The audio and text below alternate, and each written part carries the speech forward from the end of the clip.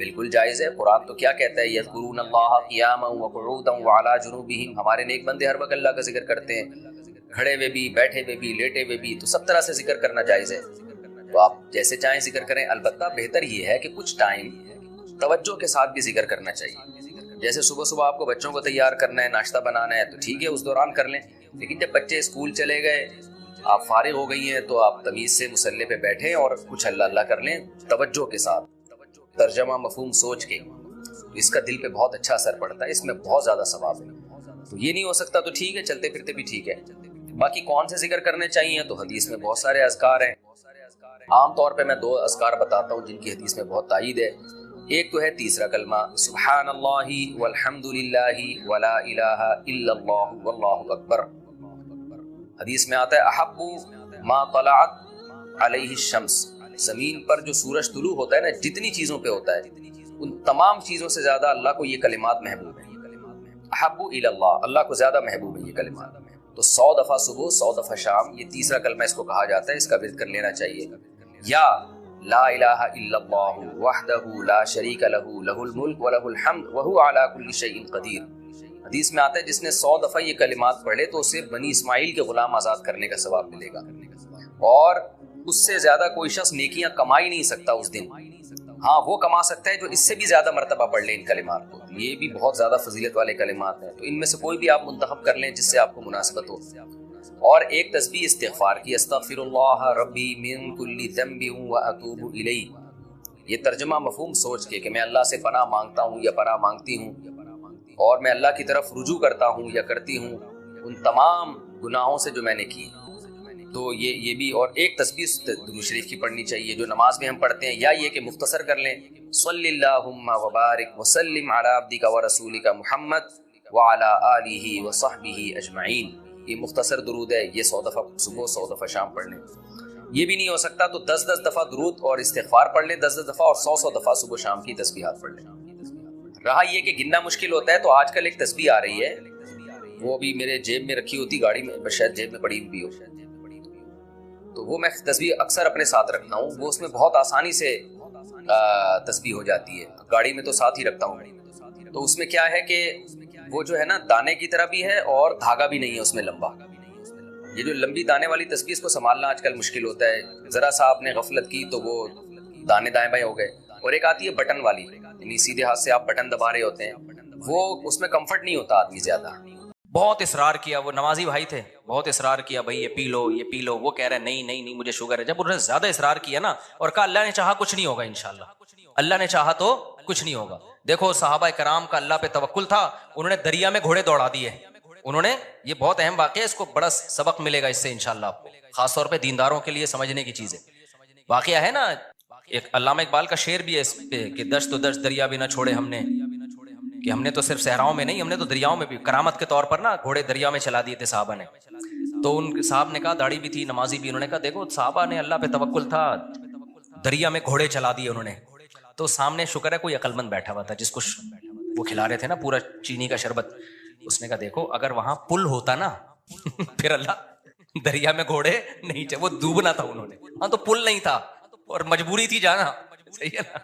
पुल होता फिर सहाबा दरिया में चलाते, फिर सवाल ही पैदा नहीं होता कि दरिया में घोड़े चलते। अल्लाह कहता है पुल है तो जाओ ना। या पुल बनाने का टाइम होता तो भी नहीं। ये जो कुस्तुनतुनिया में सुल्तान मोहम्मद फातेह ने कुस्तुनतुनिया और ये जो आज का इस्तांबुल है, जब ये फतह किया था तो उसने कोई दरिया में थोड़ी घोड़े चला दिए थे।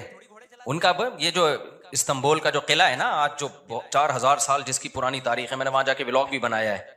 ये तुर्की का जो मशहूर किला है, ये तो ईसाइयों के हाथ में था, बहुत मजबूत ईसाइयों की स्टेट थी। और नबी सल्लल्लाहु अलैहि वसल्लम ने खुशखबरी सुनाई थी कि निअमल जैश जैश यग़ज़ुल कुस्तुनतीनिया, फरमाया सबसे बेहतरीन लश्कर, क्या ही खूब लश्कर है जो कुस्तुनतीनिया फतह करेगा। आप मक्का में और तुर्की की फतूहात की खुशखबरियां दे रहे हैं। हमारे नबी का ये विजन देखो, एक पैगंबर जो ना लिखना जानते हैं ना पढ़ना जानते हैं, लेकिन कितना कॉन्फिडेंटली वो कह रहे हैं कि क्या खूब लश्कर होगा जो कुस्तुनतीनिया को फतह करेगा। और खुशखबरी दी, जन्नत की बशारत दी। इसी वजह से मुसलमान फातिहीन शुरू से लगे हुए थे इसमें, लेकिन नहीं हो पा रहा था। तो सुल्तान मोहम्मद फातेह ने क्या किया, वो भी फौजें लाके बिठा दी, लेकिन इतना मजबूत किला है वो जा ही नहीं पा रहे भाई। तो मशवरा हुआ। अब उन्होंने ये नहीं किया कि जी एक तरफ से समंदर है, वहां भी समंदर कटा हुआ है ना, आप मैप में देख सकते हैं। तो समंदर में हम क्या करते हैं, बिस्मिल्लाह अल्लाहू पढ़ के समंदर भी निकल जाते हैं। बढ़ जाना, डूब जाना था उन्होंने, और क्या। तो अल्लाह कहते हैं पहले अपने सारे असबाब और वसाइल तो इस्तेमाल करो, फिर मेरी मदद आएगी। तो सुल्तान मोहम्मद फातेह ने मशवरा लिया, भाई क्या करें यार, ये तो नामुमकिन है। पीछे पूरा यूरोप था ना, वहां से भी तो मदद आ रही थी इनकी, तो नामुमकिन था असबाब की दुनिया में भी। 600 साल हो गए, इलाका ही नहीं फतह होके दे रहा, अब तो कुछ करना पड़ेगा कि नहीं करना पड़ेगा, अब तो कुछ करना है भाई। तो माहिरीन बैठे, उन्होंने मशवरा दिया, इस्तिखारा नहीं निकाला, खूब समझ लो, इस्तिखारा निकाल के देखते हैं, फतह होगा तो ठीक है, नहीं तो वापस चलो। देखो वो असबाब भी इख्तियार करते थे और अल्लाह से दुआएं भी। सुल्तान मोहम्मद फातेह के लश्कर में हमेशा कोई ना कोई अल्लाह वाले बुजुर्ग उस वक्त के होते थे, उनको सिर्फ दुआओं के लिए लेके जाता था। वो देखता था ना, एक बुजुर्ग हैं, वो लड़ नहीं सकते, बूढ़े हैं, कोई बात नहीं हजरत, आप हमारी सफ में होंगे, जिक्र करेंगे और अल्लाह से दुआएं, क्योंकि अल्लाह तकवा और जिक्र पर मदद करता है। तो ऐसे सेकुलर नहीं थे कि हम अपनी तोपों पे एतमाद कर लें खाली, ना ना ना, हमें अल्लाह वाले बुजुर्ग भी चाहिए। तो एक ना एक बुजुर्ग उसकी सफ में हुआ करते थे, जिनका काम है अल्लाह से दुआएं मांगना, खुद भी मांगता था, लेकिन भाई हम, वो अपने आप को समझता था हम इस लेवल के नेक नहीं है, तो ऐसे एक बुजुर्ग होंगे, इनकी बरकत होगी, अल्लाह में फतह देगा। और दूसरा, असबाब भी दबा के इस्तेमाल किए उन्होंने। सुल्तान मोहम्मद फातेह ने जब देखा ना, ये इतना बड़ा किला और इतनी चौड़ी दीवार, मैंने वो व्लॉग पे आप देख लें, उसमें इतनी चौड़ी दीवार है भाई, उस पर तो पूरी बैलगाड़ियां चलती थी दीवार के ऊपर, इम्पॉसिबल, नामुमकिन उसको फतह करना। तो सुल्तान मोहम्मद फातेह ने बुजुर्ग भी रखे अपने पास, अल्लाह अल्लाह भी हो, जिक्र भी हो, और फिर अपने इंजीनियर्स को ऑर्डर दिया, दुनिया की सबसे बड़ी तोप बनाई उस वक्त इस किले को फतह करने के लिए, जिसको देख के आदमी, वो तोप मैं देख कर आया हूं, उसका डिजाइन, या शायद वही तोप रखी हुई, मुझे याद नहीं है। इतनी बड़ी तोप बनाई है ना, उससे जो लोहे का गोला निकलेगा तो दीवार में कुछ हिलाएगा थोड़ा सा वो दीवार को, जो ऐसे जब 1000-200 1000-2000 गोले निकलेंगे तो शायद दीवार में कुछ दरार आ जाए। इतनी स्ट्रगल की उसने, और इतने लोग, हमने तो तुर्की में ना, उन्होंने वो बनाया हुआ है एक ऑडिटोरियम में ना, वहां पर एक, जैसे नहीं सैयारा का हमारे यहाँ आपको मिलती है इधर प्लानिटोरियम, देखा होगा आपने, तो ऐसे ही उन्होंने वो पूरी तारीख दिखाते हैं वीडियो की शक्ल में, बड़ा मजा आता है वो देखने में, बड़ा जोश पैदा होता है यार, क्या खून खराबा, और उधर से गोले, पूरा वो मंजर उन्होंने तारीख की किताबों से निकाल के उसको फिल्माया है। लेकिन ऐसे नहीं कि प्रोजेक्टर पे, बल्कि आप जाएंगे ना तो आपको ऐसा लगेगा आप वहां 3D में, आप समझ लें, आपको लगेगा आप वहां पहुंच चुके हैं। वो ऐसा चीखें निकलती हैं यार वो मंजर देख के, ऐसे थोड़ी पेड़े खाए हैं मुसलमानों ने यार, पूरी दुनिया पे हुकूमतें की हैं, आज बैठे हैं वजीर आजम बन नहीं रहा, सही है ना, बहुत मेहनतें की हैं। मुसलमानों का माजी बड़ा खुदा की कसम शानदार था। मैं बार बार कहता हूं ना, एक गोरे की वीडियो भी मेरे मोबाइल में पड़ी हुई है, वो लंदन में या अमेरिका में, मैं भूल गया, यूनिवर्सिटी में वो गोरा लेक्चर दे रहा है, अभी मेरे मोबाइल में वीडियो पड़ी हुई है, वो गोरा लेक्चर दे रहा है, गोरा कह रहा है तो वो काला, लेकिन गोरा इस सेंस में कह रहा हूं कि अमेरिकन है, इस सेंस में कह रहा हूं, या तो मेरा ख्याल है अमेरिकन है, यूके का नहीं है वो, उनका जो लबो लहजा है ना वो अमेरिकन लबो लहजा। वो यूनिवर्सिटी में लोगों को बता रहा है कि वंस अपॉन अ टाइम, एक टाइम था कि आपको मुस्लिम साइंटिस्ट के अलावा दुनिया में कोई साइंसदान नजर ही नहीं आता था, हर फील्ड में कौन सा साइंटिस्ट था, मुसलमान।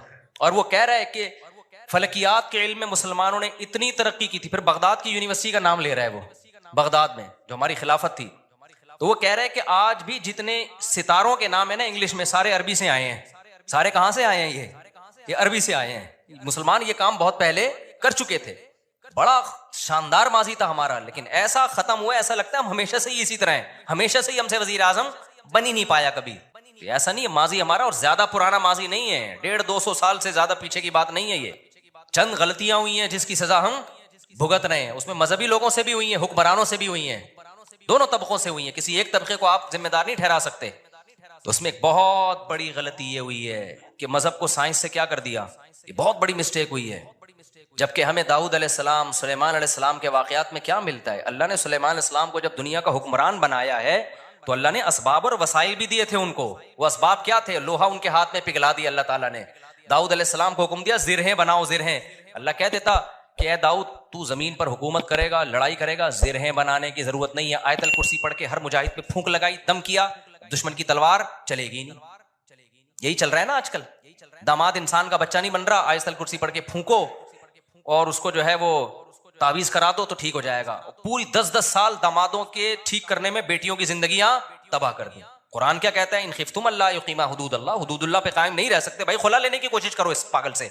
2-3 मौके दे दिए ठीक होने के, हो गया ठीक है, नहीं तो अगर बुराई इस काबिल है कि बर्दाश्त के काबिल है तो बर्दाश्त करो। बिलावजह घर नहीं तोड़ना चाहिए, बिल्कुल बर्दाश्त के काबिल नहीं है, जान छुड़ाओ भाई इस आदमी से ना। मैं ना जानता हूं ना ऐसे लोगों को, 30-30 साल हो गए कि नहीं जी अल्लाह के हाथ में दिल है, अल्लाह जब चाहेगा मेरे दामाद का दिल चेंज कर देगा। इस उम्मीद पे 30 साल गुजार दिए और बेटी पागल हो गई। मैंने कहा 30 साल के बाद आप आ रहे हो कि खुला लेना है? कह रहे हैं भाई वो अल्लाह के हाथ में दिल है। तो मैंने कहा अल्लाह के हाथ में है, लेकिन अल्लाह ने कहा कि मैं घुमाऊंगा। हम कब कह रहे हैं कि अल्लाह के हाथ में नहीं है? अगर हमें पता होता कि अगले साल अल्लाह आपके दामाद को ठीक कर देता, मैं कहता चलो 1 साल और इंतजार कर लो। अल्लाह के हाथ में है, लेकिन घुमाएगा कि नहीं घुमाएगा ये अल्लाह ने नहीं बताया, बल्कि अल्लाह ने जो बताया है इन्नका ला तहदी मन अहबबता, आप उसको हिदायत नहीं दे सकते जिससे आप मोहब्बत करते हो। ये तो हजरत अबू तालिब के बारे में नाजिल हुई है कि नबी के चचा ईमान नहीं लाए तो नबी गमजदा थे। अल्लाह ने फरमाया कि आपको आप जिससे मोहब्बत है हिदायत नहीं मिलेगी, उसको मिलेगी जिसको अल्लाह चाहेगा। और चाहेगा किसको? जो खुद चाहेगा। ये भी कुरान कहता है जो खुद चाहेगा उसी को मिलेगी, जो खुद नहीं चाहेगा तो भाई चाहे नबी का चचा भी हो नहीं मिलेगी। तो मैंने कहा भाई नबी के चचा को नहीं मिली हिदायत, आपके दामाद आप क्या नबी से भी आगे हो? तो हम तो ग्राउंड रियलिटी को देखकर फैसला करेंगे। 1 साल बहुत होता है किसी को तजर्बे में। अब इंसान का बच्चा नहीं बन रहा, ना नान नफका दे रहा है, वो बेतहाशा मारता पीटता है, टॉर्चर रहनी कर करके उसको बेचारी की जिंदगी बेड़ा गर्क हो गया उसकी। मैंने कहा खुद ही मर जाएगा, थोड़े दिनों में खुला के तकल्लुफ की जरूरत क्या है? तलाक लेने की क्या जरूरत है उसकी? इस्लाम जो है ना वो दकियानूसी नहीं सिखाता मेरे भाई। मुसलमानों ने ऐसे ही नहीं दुनिया पे हुकूमतें कर ली हैं। दाऊद अलैहिस्सलाम को अल्लाह ने, दाऊद अलैहिस्सलाम कुरान कहते हैं ना पूरी दुनिया पे दाऊद अलैहिस्सलाम ने, पूरी दुनिया ना भी हो, दुनिया के एक बहुत बड़े हिस्से पर जो हुकूमत की है, तो कुरान क्या बताता है कैसे की हुकूमत? कैसे की हुकूमत? भूखे लगा लगा के की। कुरान उनकी इबादत का भी तस्करा करता है। दिन में रोजा रखते थे, रातों को तहज्जुद पढ़ते थे, इसका भी तस्करा करता है। ये भी जरूरी है, वरना एक सेकुलर फौज में, मुजाहिदीन में और एक मजहबी लोगों में कोई फर्क नहीं रहेगा। अल्लाह कहते हैं जब तुम अल्लाह की राह में लड़ोगे कसरत से अल्लाह का जिक्र करो, क्योंकि तुम लड़ रहे हो अल्लाह की मदद पे, तो अल्लाह को याद भी तो रखो ना। लेकिन साथ साथ असबाब और वसाइल भी खानदानी तरीके से इस्तेमाल करने हैं। तो अल्लाह ने दाऊद अलैहिस्सलाम को क्या कहा? जिरहें बनाए लोहे की। और कैसे कहा? ये भी नहीं कहा कि बना दें बस, बाकी मैं खुद ही जोड़ दूंगा। कद्दिर फिस सर्द, उनकी लड़ियां जोड़ने में भी अंदाजों से जोड़े कि कैसे उसको। अंदाजे का मतलब क्या है? क्योंकि जब जिरहें बनाई जाती है ना, लोहे के लिबास जो जंग में इस्तेमाल होते हैं, तो जाहिर है जिस फौजी के लिए, जिस मुजाहिद के लिए बनवाई जा रही हैं, उसको लेटना भी होगा, उसको बैठना भी होगा, उसको घोड़े पे छलांग लगा के बैठना भी है, तो वो मूवेबल हो, वो मुड़ सके आसानी से। तो उसके लिए बहुत टेक्निकल तरीके से उसको एडजस्ट करना है। तो कद्दिर का मतलब उसकी एडजस्टमेंट बड़ी खानदानी होनी चाहिए। नहीं आई मेरा ख्याल है बात समझ में? ये भी नहीं कहा कि अल्लाह मियां ने कि जिरहें बनाने रस्सी से जोड़ लेना। ये एक तार नहीं होती जो इलेक्ट्रिशियन के पास होती है, ये वाली तार से यूं करना। हमारे यहाँ जुगाड़ू काम हो रहे होते हैं कि नहीं हो रहे? जापान में जुगाड़ू काम नहीं होते। हमारे हर काम क्या है? कंप्यूटर को भी ठंडा कर रहे हैं पंखे पे ना आगे। मैंने नेट पे एक वीडियो देखी, सिस्टम को ठंडा करने के लिए एक अलग से पंखा चलाया हुआ है जो कंप्यूटर को कम और आपको ज्यादा ठंडा कर रहा है। मुंह पे हवा आ रही है डायरेक्ट उसकी। खैर, तो कद्दिर फिस सर्द, मैनेजमेंट इस्लाम का एक हुक्म है। सफों को सीधा करने का हुक्म है या नहीं? अल्लाह मियां कहते हैं नमाज पढ़ने आओ, थोड़े बहुत आगे पीछे हो गए कोई मसला नहीं है यार, कबूल करने वाला कौन है? अल्लाह है, कर लेगा। ना ना ना, इतनी भाई जब खड़े हो सीधे तो फिर सीधे होने चाहिए। जरा सा भी पेट आगे निकला हुआ ना हो, सीना आगे निकला हुआ ना हो। नबी सल्लल्लाहु अलैहि वसल्लम इकामत के बाद कैसे सफों को सीधा करते थे? मैनेजमेंट आज दीनदार लोगों में खत्म, सारे बातें उल्टी हो रही हैं, इलॉजिकल बातें करवा लो। कोरोना में तो दिमाग पी गए थे लोग हमारा। कोविड पे हमने कहा ना, डॉक्टर कह रहे फासला रखो तो रख लो फासला। हर आदमी भाई तवक्कुल के चक्कर में कोरोना वाला आदमी मुंह पे जाके छींक रहा है लोगों के। ये कौन सा इस्लाम है भाई? खैर, तो वो उसकी बात बड़ी प्यारी थी ना। मैं दाऊद अलैहिस्सलाम का बता रहा था ना, कैसे जिरहें बनाई उन्होंने और कितनी पावरफुल हुकूमत, फिर फौज तैयार की है। फिर सुलेमान अलैहिस्सलाम को आप देख लो, उनका तख्त था, हीरे जवाहरात थे और कैसा ताज था उनका। ये भी भरम के लिए। इसमें हमें ये भी मिलता है कि अगर भरम डालने के लिए आपको अच्छी ड्रेसिंग करनी पड़े और खानदानी लाइफ स्टाइल हो ताकि सामने वाले पे भरम अच्छे पड़े, तो ये भी शरीयत का हुक्म है। जैसे हजरत मुआविया रजी अल्लाह ताला अन्हु का बड़ा शाहाना लिबास था, तो किसी ने हजरत उमर को शिकायत लगाई कि ये गवर्नर बने और इतना बेहतरीन खूबसूरत लिबास पहन के चलते हैं फिरते हैं, ये तो दुनिया से मोहब्बत की अलामत है। हजरत उमर तो फटे पुराने कपड़े पहनते थे, बेवजदा कपड़े पहनते थे। तो हजरत उमर ने खत लिखा, भाई ये क्या शिकायत है? हजरत मुआविया ने फरमाया, या रसूल अल्लाह, मैं जिन लोगों पे हुकूमत कर रहा हूँ, या अमीरुल मोमिनीन, मैं जिन लोगों पे हुकूमत कर रहा हूँ ना, इनकी नज़र में, मैं मफहूम बयान कर रहा हूँ, इनकी नज़र में लिबास की बड़ी वैल्यू है। ये मुझे वैल्यू नहीं देंगे अगर मैं गरीबों वाला लिबास पहन के घूमूं। तो ये सियासत थी उनकी और ये हकीकत है। क्या आपका सबसे पहला इंप्रेशन किसका पड़ता है? लिबास का पड़ता है, आपके लाइफ उठने बैठने का स्टाइल क्या है आपका। वही आपके कपड़े में 10 किस्म के पेवंद लगे हुए हों, अगला कहेगा अबे भाई ये तो शायद इनके पास पैसे ही नहीं है तो हमसे क्या लड़ेंगे ये, ठीक है ना। तो लड़ाई के लिए ज़ाहिर है हज़रत मुआविया के पास जब दुश्मन के वफूद आया करते थे तो उनकी ड्रेसिंग देख के उनको अंदाजा हो जाता था भाई ये छोटे लोग नहीं है। सवाल पैदा होता फिर हज़रत उमर ने ऐसा क्यों किया, भाई वो उनको वैसे ही इतना अल्लाह ने रोब दिया था कि वो उन कपड़ों में ही बहुत रोब था उनका। और हमारे नबी सल्लल्लाहु अलैहि वसल्लम के जो पेवन ज़दा कपड़े थे तो हदीस में तो आता है नबी के चेहरे पे अल्लाह ने इतना रोब डाल दिया था कि 1 महीने की मुसाफत से दुश्मन कांपने लगता था। कि नॉर्मली हुक्म जो शरीयत ने दिया है भाई आपकी ड्रेसिंग आपका लिबास सारा क्या होना चाहिए, सूटेबल होना चाहिए। कोई चीज ऐसी नहीं होनी चाहिए जो सोसाइटी आपको कोई गिरा हुआ आदमी समझना शुरू कर दे। समझ में आ रही है बात कि नहीं आ रही है? नहीं आती, लेकिन जब रिश्ता लेने जाते हो तो फिर आती है। फिर नहा धो के डिटॉल से ना 3 पीस सूट पहन के जाएंगे, फिर मजाल है कोई पेवन ज़दा कपड़े पहन के चला जाए। तो सादगी है तो फिर जाना चड्डी बनियान धोती बनियान में जा भाई तू वहां पे, क्योंकि हर वक्त ना लोग उलमा को ये देखो सादा होने चाहिए, इनकी पगड़ी देखो, इनके कपड़े देखो, और हमारे तो कोई है भी नहीं। तो खैर, तो वो मैं जल्दी से वो बता दूं ना, वो जो शरबत का गिलास रखा ना, तो वो डॉक्टर साहब मुझे वाकया सुना रहे थे, आज ही की बात है, शुगर के बड़े स्पेशलिस्ट आए हुए थे, गपशप थी उनके से। तो वो कहने लगे कि उसने कहा कि देखें जो सहाबा ने दरिया में घोड़े दौड़ाए थे ना, पुल नहीं था वहां पे, अगर पुल होता तो दरिया में घोड़े नहीं दौड़ा, और अगर पुल बनाने का टाइम होता फिर भी नहीं दौड़ा। फिर ये मैं अपनी तरफ से एक इजाफा कर रहा हूं, पुल बनाने का टाइम होता, असबाबो वसाइल होते, फिर भी नहीं जाते, और वापस जाके दोबारा आने का टाइम होता फिर भी दरिया में घोड़े नहीं डालते। वो एक मजबूरी थी कि उसके अलावा कोई ऑप्शन था नहीं। तो सुल्तान मोहम्मद फातेह ने भी यही किया है। उसने क्या किया कि बुजुर्ग भी रखे हुए, अल्लाह से दुआएं मांगे और फिर असबाब और वसाइल इख्तियार किए। भाई यहाँ पानी है तो पानी को क्रॉस करना हमारे लिए, सॉरी पीछे समंदर है, बीच में खुश्की है, पानी नहीं था, खुश्की से हट के आगे पानी है। तो अब आगे हम घोड़ों पे जाएंगे अगर, तो घोड़ा पानी में नहीं जा सकता। तो उन्होंने ये नहीं कहा सहाबा कराम ने पानी में घोड़े दौड़ा लिए थे तो हम भी खुश्की तक जाएंगे, और कुस्तुनतुनिया में बैक साइड से हमला करने के लिए ना, बाकी बिस्मिल्लाह तवक्कलतु अलल्लाह फूंकों वाली सरकार होती तो मसला ही हल हो गया था यार। ये तो पहले जहन में आ जाता ना, मेरे बहुत लेट आया दिमाग में। एक शुफ सरकार हजरत वो सुल्तान मोहम्मद फातेह अपने पास रखता, शुफ, और पूरा कुस्तुनतुनिया ही बढ़ जाता पूरा। अभी जो इलेक्शन में हुआ है ना, आपको पता है ना, जो वोटिंग हो रही थी, फलां जीत रहा है, मीम बनाई पाकिस्तानियों ने, ऊपर जा रहा है ऊपर जा रहा है, शुफ एकदम वो नीचे हुआ, बड़ी टाइट मीम बनाई है कि इलेक्शन में यही हुआ है, बंदा कौन जीत रहा है एकदम शुफ करके शुफ, फौरन नीचे। ऐसी ही रिपोर्टें चेंज हो रही थी ना इलेक्शन की, जो लोग टीवी के आगे या खबरों में बैठे हुए थे। तो पाकिस्तान में एक सरकार है जिसको सच्ची मुच्ची की शुभ सरकार है, वो तो इज्जु मंतशा वो तो जिल्लु मंतशा। तो इसलिए जो सियासतदानों में जो समझदार लोग हैं ना, वो उस जो पाकिस्तान की जो असल शुभ सरकार है ना, उससे बना के रखते हैं कि हम बेशक एक वोट भी ना मिला, जब इन्होंने कहा शुभ फौरन हम कहां चले जाएंगे। तो अच्छा खैर, समझ गए ना कौन सी सरकार है। एक तो ये सरकार है, जो एक और सरकार है जो असल शुभ सरकार है, तो बड़ी पावरफुल सरकार है वो, उसका शुभ असल शुभ है, उसको हम मानते हैं कि यार वो जब शुभ करे ना, वो ये तो ड्रामा कर रहा है ना, ड्रामा कर रही है। तो सुल्तान मोहम्मद फातेह ने क्या किया, मशवरा किया भाई क्या करें। मशवरा यही तय हुआ कि यार कुछ ना कुछ तो करना पड़ेगा। तो एक माहिर ने मशवरा दिया कि देखो हम जो हमारे बहरी जहाज हैं, कश्तियां बहुत बड़ी बड़ी थी, जहाज नुमाई थी वो, तो हम इनको जब तक खुश्की पे चला के आगे पानी तक नहीं पहुंचाएंगे ना, तो हम ये किला कभी भी फतह मजीद 600 साल लग जाएंगे, हमें नामुमकिन है। हमारे पास अब एक ही ऑप्शन है, जाने जाया हो रही हैं, रोज तीरंदाजी हो रही है, लोग डेली बेसिस पे शहीद हो रहे हैं, और पहले भी कई हमले नाकाम हो चुके हैं। अब ये रिस्क लेना पड़ेगा, आर या पार। अब ये बहुत मुश्किल काम था। क्यों? रात में लोग सो रहे हैं, रातों रात आपने ये करना है। अब खुश्की पे कैसे चलाएं भाई पानी, यानी उस जहाजों को?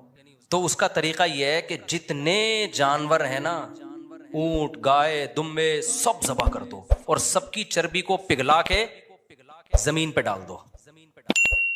और ये सुबह सादिक से पहले पहले काम क्या हो जाना चाहिए, खत्म। बहुत इसरार किया, वो नमाजी भाई थे, बहुत इसरार किया भाई ये पी लो ये पी लो। वो कह रहे नहीं नहीं नहीं मुझे शुगर है। जब उन्होंने ज्यादा इसरार किया ना और कहा अल्लाह ने चाहा कुछ नहीं होगा, इंशाल्लाह अल्लाह ने चाहा तो कुछ नहीं होगा। देखो सहाबा कराम का अल्लाह पे तवक्कुल था, उन्होंने दरिया में घोड़े दौड़ा दिए। उन्होंने, ये बहुत अहम वाक़या है, इसको बड़ा सबक मिलेगा इससे इंशाल्लाह आपको, खासतौर पे दीनदारों के लिए समझने की चीज़ है। वाक़या है ना, एक अल्लामा इकबाल का शेर भी है इस पे कि दश्त तो दश्त दरिया भी ना छोड़े हमने, कि हमने तो सिर्फ सहराओं में नहीं, हमने तो दरियाओं में भी करामत के तौर पर ना घोड़े दरिया में चला दिए थे साहबा ने। तो उन साहब ने कहा, दाढ़ी भी थी, नमाजी भी, उन्होंने कहा देखो साहबा ने अल्लाह पे तवक्कुल था, दरिया में घोड़े चला दिए उन्होंने। तो सामने शुक्र है कोई अक्लमंद बैठा हुआ था जिसको वो खिला रहे थे ना पूरा चीनी का शरबत। उसने कहा देखो अगर वहां पुल होता ना फिर अल्लाह दरिया में घोड़े नहीं थे, वो डूबना था उन्होंने, हाँ तो पुल नहीं था और मजबूरी थी जाना, सही है ना। पुल होता फिर साहबा दरिया में चलाते, फिर सवाल ही पैदा नहीं होता कि दरिया में घोड़े चलते। अल्लाह कहता है पुल है तो जाओ ना, या पुल बनाने का टाइम होता तो भी नहीं। ये जो कुस्तुनतुनिया में सुल्तान मोहम्मद फातेह ने कुस्तुनतुनिया और ये जो आज का इस्तांबुल है जब ये फतह किया था तो उसने कोई दरिया में थोड़ी घोड़े चला दिए थे। उनका ये जो इस्तांबुल का जो किला है ना आज जो 4000 साल जिसकी पुरानी तारीख है, मैंने वहां जाके व्लॉग भी बनाया है, ये तुर्की का जो मशहूर किला है ये तो ईसाइयों के हाथ में था, बहुत मजबूत ईसाइयों की स्टेट थी। और नबी सल्लल्लाहु अलैहि वसल्लम ने खुशखबरी सुनाई थी कि निअमल जैश जैश यग़ज़ुल कुस्तुनतीनिया, फरमाया सबसे बेहतरीन लश्कर, क्या ही खूब लश्कर है जो कुस्तुनतीनिया फतह करेगा।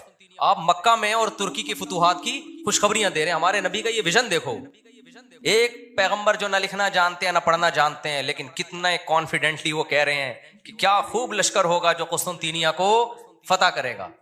और खुशखबरी दी, जन्नत की बशारत दी, इसी वजह से मुसलमान फातिहीन शुरू से लगे हुए थे इसमें, लेकिन नहीं हो पा रहा था। तो सुल्तान मोहम्मद फातेह ने क्या किया, वो भी फौजें लाके बिठा दी, लेकिन इतना मजबूत किला है वो जा ही नहीं पा रहे भाई। तो मशवरा हुआ, अब उन्होंने ये नहीं किया कि जी एक तरफ से समंदर है, वहां भी समंदर कटा हुआ है ना, आप मैप में देख सकते हैं। तो समंदर में हम क्या करते हैं, बिस्मिल्लाह ही अल्लाह पढ़ के समंदर भी निकल जाते हैं, बढ़ जाना तो डूब जाना था उन्होंने, और क्या। तो अल्लाह कहते हैं पहले अपने सारे असबाब और वसाइल तो इस्तेमाल करो, फिर मेरी मदद आएगी। तो सुल्तान मोहम्मद फातेह ने मशवरा लिया, भाई क्या करें यार, ये तो नामुमकिन है, पीछे पूरा यूरोप था ना, वहां से भी तो मदद आ रही थी इनकी, तो नामुमकिन था असबाब की दुनिया में भी। 600 साल हो गए, इलाका ही नहीं फतह होके दे रहा, अब तो कुछ करना पड़ेगा कि नहीं करना पड़ेगा, अब तो कुछ करना है भाई। तो माहिरीन बैठे, उन्होंने मशवरा दिया, इस्तिखारा नहीं निकाला, खूब समझ लो, इस्तिखारा निकाल के देखते हैं फतह होगा तो ठीक है, नहीं तो वापस चलो। देखो वो असबाब भी इख्तियार करते थे और अल्लाह से दुआएं भी। सुल्तान मोहम्मद फातेह के लश्कर में हमेशा कोई ना कोई अल्लाह वाले बुजुर्ग उस वक्त के होते थे, उनको सिर्फ दुआओं के लिए लेके जाता था। वो देखता था ना एक बुजुर्ग हैं, वो लड़ नहीं सकते, बूढ़े हैं, कोई बात नहीं हजरत, आप हमारी सफ में होंगे, जिक्र करेंगे और अल्लाह से दुआएं, क्योंकि अल्लाह तकवा और जिक्र पर मदद करता है। तो ऐसे सेकुलर नहीं थे कि हम अपनी तोपों पे एतमाद कर लें खाली, ना ना ना, हमें अल्लाह वाले बुजुर्ग भी चाहिए। तो एक ना एक बुजुर्ग उसकी सफ में हुआ करते थे जिनका काम है अल्लाह से दुआएं मांगना, खुद भी मांगता था, लेकिन भाई वो अपने आप को समझता था हम इस लेवल के नेक नहीं है, तो ऐसे एक बुजुर्ग होंगे, इनकी बरकत होगी, अल्लाह में फतह देगा। और दूसरा असबाब भी दबा के इस्तेमाल किए उन्होंने। सुल्तान मोहम्मद फातेह ने जब देखा ना ये इतना बड़ा किला और इतनी चौड़ी दीवार, मैंने वो व्लॉग पे आप देख लें, उसमें इतनी चौड़ी दीवार है भाई, उस पर तो पूरी बैलगाड़ियां चलती थी दीवार के ऊपर, इम्पॉसिबल, नामुमकिन उसको फतह करना। तो सुल्तान मोहम्मद फातेह ने बुजुर्ग भी रखे अपने पास, अल्लाह अल्लाह भी हो, जिक्र भी हो, और फिर अपने इंजीनियर्स को ऑर्डर दिया, दुनिया की सबसे बड़ी तोप बनाई उस वक्त इस किले को फतह करने के लिए, जिसको देख के आदमी, वो तोप मैं देख कर आया हूं, उसका डिजाइन, या शायद वही तोप रखी हुई, मुझे याद नहीं है। इतनी बड़ी तोप बनाई है ना, उससे जो लोहे का गोला निकलेगा तो दीवार में कुछ हिलाएगा थोड़ा सा, वो दीवार कुछ ऐसे, जब 1000-200 गोले निकलेंगे तो शायद दीवार में कुछ दरार आ जाए। इतनी स्ट्रगल की उसने, और इतने लोग, हमने तो तुर्की में ना उन्होंने वो बनाया हुआ है एक ऑडिटोरियम में ना, वहां पर एक जैसे नहीं सैयारा का हमारे यहाँ आपको मिलती है इधर प्लानिटोरियम, देखा होगा आपने, तो ऐसे ही उन्होंने वो पूरी तारीख दिखाते हैं वीडियो की शक्ल में, बड़ा मजा आता है वो देखने में, बड़ा जोश पैदा होता है यार, क्या खून खराबा, और उधर से गोले, पूरा वो मंजर उन्होंने तारीख की किताबों से निकाल के उसको फिल्माया है। लेकिन ऐसे नहीं कि प्रोजेक्टर पे, बल्कि आप जाएंगे ना तो आपको ऐसा लगेगा आप वहां 3D में, आप समझ लें, आपको लगेगा आप वहां पहुंच चुके हैं।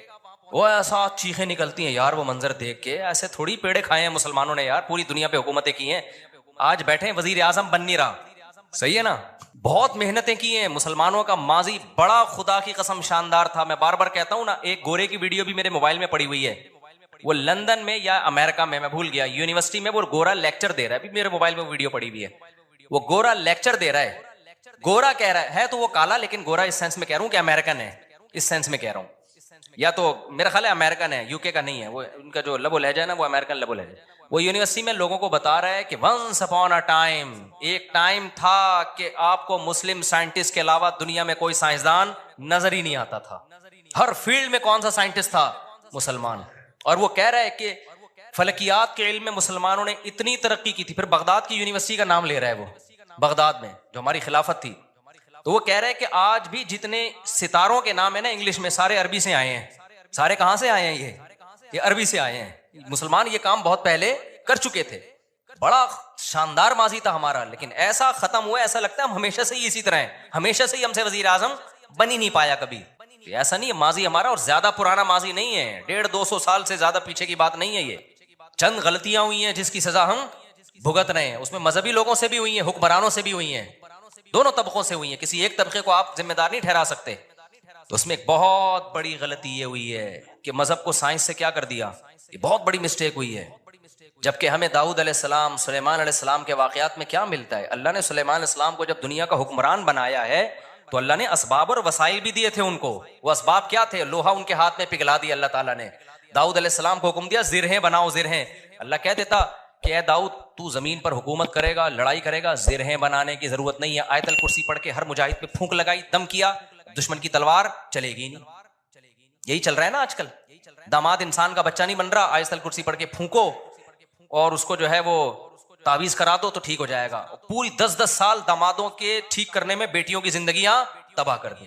कुरान क्या कहता है? इन खिफ्तुम अल्लाह युकीमा हुदूदल्लाह, हुदूदुल्लाह पे कायम नहीं रह सकते भाई, खुला लेने की कोशिश करो इस पागल से। 2-3 मौके दे दिए ठीक होने के, हो गया ठीक है। नहीं तो अगर बुराई इस काबिल है कि बर्दाश्त के काबिल है तो बर्दाश्त करो। बिला वजह घर नहीं तोड़ना चाहिए, बिल्कुल बर्दाश्त के काबिल नहीं है, जान छुड़ाओ भाई इस आदमी से ना। मैं ना जानता हूं ना ऐसे लोगों को, 30-30 साल हो गए कि नहीं जी अल्लाह के हाथ में दिल है, अल्लाह जब चाहेगा मेरे दामाद का दिल चेंज कर देगा। इस उम्मीद पे 30 साल गुजार दिए और बेटी पागल हो गई। मैंने कहा 30 साल के बाद आप आ रहे हो कि खुला लेना है? कह रहे हैं भाई वो अल्लाह के हाथ में दिल है। तो मैंने कहा अल्लाह के हाथ में है, लेकिन अल्लाह ने कहा कि मैं घुमाऊंगा। हम कब कह रहे हैं कि अल्लाह के हाथ में नहीं है? अगर हमें पता होता कि अगले साल अल्लाह आपके दामाद को ठीक कर देता, मैं कहता चलो 1 साल और इंतजार कर लो। अल्लाह के हाथ में है, लेकिन घुमाएगा कि नहीं घुमाएगा ये अल्लाह ने नहीं बताया। बल्कि अल्लाह ने जो बताया है, इन्नका ला तहदी मन अहबबता, आप उसको हिदायत नहीं दे सकते जिससे आप मोहब्बत करते हो। ये तो हजरत अबू तालिब के बारे में नाजिल हुई है कि नबी के चचा ईमान नहीं लाए तो नबी गमजदा थे। अल्लाह ने फरमाया कि आपको आप जिससे मोहब्बत है हिदायत नहीं मिलेगी, उसको मिलेगी जिसको अल्लाह चाहेगा। और चाहेगा किसको? जो खुद चाहेगा। ये भी कुरान कहता है जो खुद चाहेगा उसी को मिलेगी, जो खुद नहीं चाहेगा तो भाई चाहे नबी का चचा भी हो नहीं मिलेगी। तो मैंने कहा भाई नबी के चचा को नहीं मिली हिदायत, आपके दामाद आपके नबी से भी आगे हो। तो हम तो ग्राउंड रियलिटी को देखकर फैसला करेंगे। 1 साल बहुत होता है किसी को तजर्बे में। अब इंसान का बच्चा नहीं बन रहा, ना नान नफका दे रहा है, वो बेतहाशा मारता पीटता है, टॉर्चर सहनी कर करके उसको बेचारी की जिंदगी बेड़ा गर्क हो गया उसकी। मैंने कहा खुद ही मर जाएगा, थोड़े दिनों में खुला के तकल्लुफ की जरूरत क्या है? तलाक लेने की क्या जरूरत है उसकी? इस्लाम जो है ना वो दकियानूसी नहीं सिखाता मेरे भाई। मुसलमानों ने ऐसे ही नहीं दुनिया पे हुकूमतें कर ली हैं। दाऊद अलैहिस्सलाम को अल्लाह ने, दाऊद अलैहिस्सलाम कुरान कहते हैं ना पूरी दुनिया पे दाऊद अलैहिस्सलाम ने, पूरी दुनिया ना भी हो, दुनिया के एक बहुत बड़े हिस्से पर जो हुकूमत की है, तो कुरान क्या बताता है कैसे की हुकूमत? कैसे की हुकूमत? फूंके लगा लगा के की। कुरान उनकी इबादत का भी तस्करा करता है। दिन में रोजा रखते थे, रातों को तहज्जुद पढ़ते थे, इसका भी तस्करा करता है। ये भी जरूरी है, वरना एक सेकुलर फौज में, मुजाहिदीन में और एक मजहबी लोगों में कोई फर्क नहीं रहेगा। अल्लाह कहते हैं जब तुम अल्लाह की राह में लड़ोगे कसरत से अल्लाह का जिक्र करो, क्योंकि तुम लड़ रहे हो अल्लाह की मदद पे, तो अल्लाह को याद भी तो रखो ना।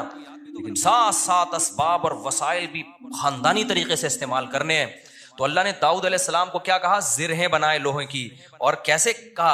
ये भी नहीं कहा कि बना दें बस, बाकी मैं खुद ही जोड़ दूंगा। कद्दिर फिस सर्द, उनकी लड़ियां जोड़ने में भी अंदाजों से जोड़े कि कैसे उसको। अंदाजे का मतलब क्या है? क्योंकि जब जिरहें बनाई जाती है ना, लोहे के लिबास जो जंग में इस्तेमाल होते हैं, तो जाहिर है जिस फौजी के लिए, जिस मुजाहिद के लिए बनवाई जा रही है, उसको लेटना भी होगा, उसको बैठना भी होगा, उसको घोड़े पे छलांग लगा के बैठना भी है, तो वो मूवेबल हो, वो मुड़ सके आसानी से। तो उसके लिए बहुत टेक्निकल तरीके से उसको एडजस्ट करना है। तो कद्दिर का मतलब उसकी एडजस्टमेंट बड़ी खानदानी होनी चाहिए। नहीं आई मेरा ख्याल है बात समझ में? ये भी नहीं कहा कि अल्लाह मियां ने कि जिरहें बनाने रस्सी से जोड़ लेना। ये एक तार नहीं होती जो इलेक्ट्रिशियन के पास होती है, ये वाली तार से यूं करना। हमारे यहाँ जुगाड़ू काम हो रहे होते हैं कि नहीं हो रहे? जापान में जुगाड़ू काम नहीं होते। हमारे हर काम क्या है? कंप्यूटर को भी ठंडा कर रहे हैं पंखे पे ना आगे। मैंने नेट पे एक वीडियो देखी, सिस्टम को ठंडा करने के लिए एक अलग से पंखा चलाया हुआ है जो कंप्यूटर को कम और आपको ज्यादा ठंडा कर रहा है। मुंह पे हवा आ रही है डायरेक्ट उसकी। खैर, तो कद्दिर फिस सर्द, मैनेजमेंट इस्लाम का एक हुक्म है, सफों को सीधा करने का हुक्म है या नहीं? अल्लाह मियाँ कहते हैं नमाज पढ़ने आओ, थोड़े बहुत आगे पीछे हो गए कोई मसला नहीं है यार, कबूल करने वाला कौन है? अल्लाह है, कर लेगा। ना ना ना, इतनी भाई जब खड़े हो सीधे तो फिर सीधे होने चाहिए। जरा सा भी पेट आगे निकला हुआ ना हो, सीना आगे निकला हुआ ना हो। नबी सल्लल्लाहु अलैहि वसल्लम इकामत के बाद कैसे सफों को सीधा करते थे? मैनेजमेंट आज दीनदार लोगों में खत्म, सारे बातें उल्टी हो रही हैं, इलॉजिकल बातें करवा लो। कोरोना में तो दिमाग पी गए थे लोग हमारा। कोविड पे हमने कहा ना, डॉक्टर कह रहे फासला रखो तो रख लो फासला। हर आदमी भाई तवक्कुल के चक्कर में कोरोना वाला आदमी मुंह पे जाके छींक रहा है लोगों के। ये कौन सा इस्लाम है भाई? खैर, तो वो उसकी बात बड़ी प्यारी थी ना। मैं दाऊद अलैहिस्सलाम का बता रहा था ना, कैसे जिरहें बनाई उन्होंने और कितनी पावरफुल हुकूमत, फिर फौज तैयार की है। फिर सुलेमान अलैहिस्सलाम को आप देख लो, उनका तख्त था, हीरे जवाहरात थे और कैसा ताज था उनका, ये भी भरम के लिए। तो इसमें हमें ये भी मिलता है कि अगर भरम डालने के लिए आपको अच्छी ड्रेसिंग करनी पड़े और खानदानी लाइफ स्टाइल हो ताकि सामने वाले पे भरम अच्छे पड़े, तो ये भी शरीयत का हुक्म है। जैसे हजरत मुआविया रजी अल्लाह ताला अन्हु का बड़ा शाहाना लिबास था, तो किसी ने हजरत उमर को शिकायत लगाई कि ये गवर्नर बने और इतना बेहतरीन खूबसूरत लिबास पहन के चलते हैं फिरते हैं, ये तो दुनिया से मोहब्बत की अलामत है। हजरत उमर तो फटे पुराने कपड़े पहनते थे, पेवनज़दा कपड़े पहनते थे। तो हजरत उमर ने खत लिखा, भाई ये क्या शिकायत है? हजरत मुआविया ने फरमाया, या रसूलल्लाह, मैं जिन लोगों पे हुकूमत कर रहा हूँ, या अमीरुल मोमिनीन, मैं जिन लोगों पे हुकूमत कर रहा हूँ ना, इनकी नज़र में, मैं मफहूम बयान कर रहा हूँ, इनकी नज़र में लिबास की बड़ी वैल्यू है। ये मुझे वैल्यू नहीं देंगे अगर मैं गरीबों वाला लिबास पहन के घूमूं। तो ये सियासत थी उनकी और ये हकीकत है कि आपका सबसे पहला इंप्रेशन किसका पड़ता है? आप लिबास का पड़ता है। आपके लाइफ उठने बैठने का स्टाइल क्या है आपका? वही आपके कपड़े में 10 किस्म के पेवंद लगे हुए हों, अगला कहेगा अबे भाई ये तो शायद इनके पास पैसे ही नहीं है तो हमसे क्या लड़ेंगे ये, ठीक है ना? तो लड़ाई के लिए ज़ाहिर हज़रत मुआविया के पास जब दुश्मन के वफूद आया करते थे तो उनकी ड्रेसिंग देख के उनको अंदाजा हो जाता था भाई ये छोटे लोग नहीं है। सवाल पैदा होता, फिर हज़रत उमर ने ऐसा क्यों किया? भाई वो उनको वैसे ही इतना अल्लाह ने रोब दिया था कि वो उन कपड़ों में ही बहुत रोब था उनका। और हमारे नबी सल्लल्लाहु अलैहि वसल्लम के जो पेवनज़दा कपड़े थे, तो हदीस में तो आता है नबी के चेहरे पे अल्लाह ने इतना रोब डाल दिया था कि 1 महीने की मुसाफत से दुश्मन कांपने लगता था। कि नॉर्मली हुक्म जो शरीयत ने दिया है भाई, आपकी ड्रेसिंग, आपका लिबास सारा क्या होना चाहिए? सूटेबल होना चाहिए। कोई चीज ऐसी नहीं होनी चाहिए जो सोसाइटी आपको कोई गिरा हुआ आदमी समझना शुरू कर दे। समझ में आ रही है बात कि नहीं आ रही है? नहीं आती, लेकिन जब रिश्ता लेने जाते हो तो फिर आती है। फिर नहा धो के डिटॉल से ना 3 पीस सूट पहन के जाएंगे, फिर मजाल है कोई पेवनज़दा कपड़े पहन के चला जाए। तो सादगी है तो फिर जाना चड्डी बनियान धोती बनियान में जा भाई तू वहां पे। क्योंकि हर वक्त ना लोग उलमा को ये देखो सादा होने चाहिए, इनकी पगड़ी देखो, इनके कपड़े देखो, और हमारे तो कोई है भी नहीं। तो खैर, तो वो मैं जल्दी से वो बता दूं ना, वो जो शरबत का गिलास रखा ना, तो वो डॉक्टर साहब मुझे वाकया सुना रहे थे, आज ही की बात है। शुगर के बड़े स्पेशलिस्ट आए हुए थे, गपशप थी उनके से। तो वो कहने लगे कि उसने कहा कि देखें, जो सहाबा ने दरिया में घोड़े दौड़ाए थे ना, पुल नहीं था वहां पे।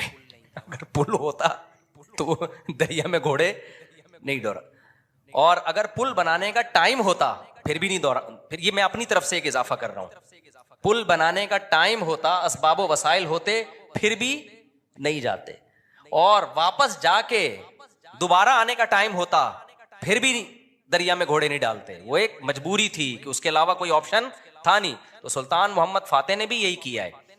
उसने क्या किया कि बुजुर्ग भी रखे हुए, अल्लाह से दुआएं मांगे और फिर असबाब और वसाइल इख्तियार किए। भाई यहाँ पानी है तो पानी को क्रॉस करना हमारे लिए, सॉरी पीछे समंदर है, बीच में खुश्की है, पानी नहीं था, खुश्की से हट के आगे पानी है।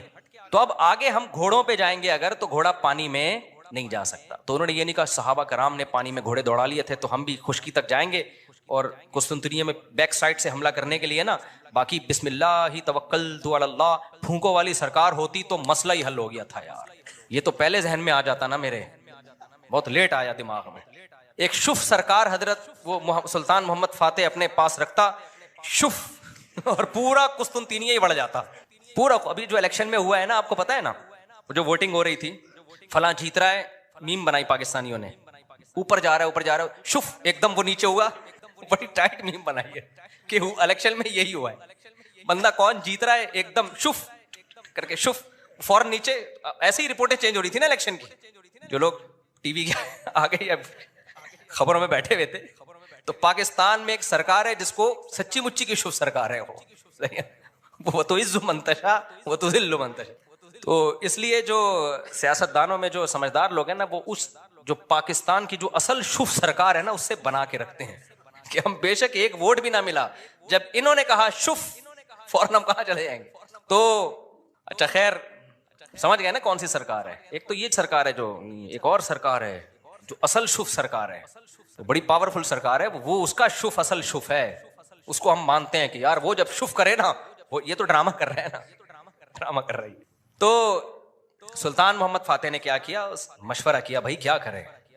मशवरा यही तय हुआ कि यार कुछ ना कुछ तो करना पड़ेगा। तो एक माहिर ने मशवरा दिया कि देखो हम जो हमारे बहरी जहाज हैं, कश्तियां बहुत बड़ी बड़ी नहीं, जहाज नुमाई थी वो, तो हम इनको जब तक खुश्की पे चला के आगे पानी तक नहीं पहुंचाएंगे ना, तो हम ये किला कभी भी फतह, मजीद 600 साल लग जाएंगे हमें, नामुमकिन है।